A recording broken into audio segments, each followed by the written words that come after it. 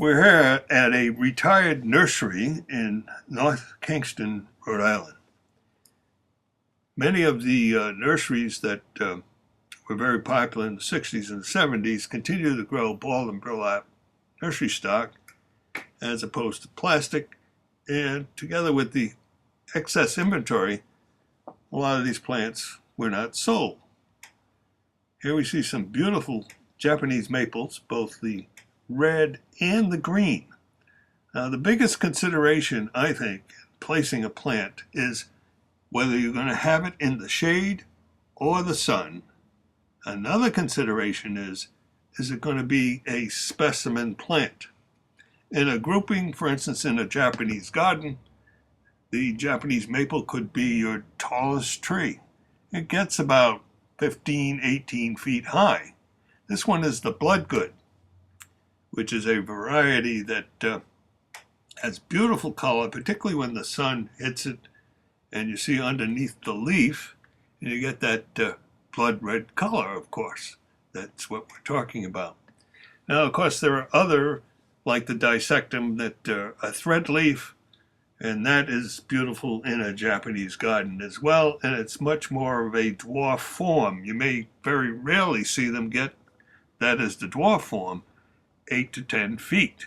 Again, you have to consider the ultimate size of the plants. We're looking at Japanese yew here. That's a spreading yew, very popular in foundation plantings, not used as a specimen. And of course here, because they were in nursery rows, they're growing upright as opposed to spreading. Usually you could get a 10, 12-foot spread on this. This is an English yew, the upright yew, the Hicksii.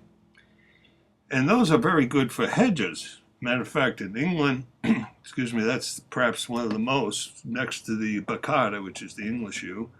That back there is the golden arborvitae. Here we're seeing the black American arborvitae. Those were very popular for foundation plantings, but there is also a dwarf form, the gold biota, and of course the golden one and the green one, this is the black American, are used oftentimes for hedges.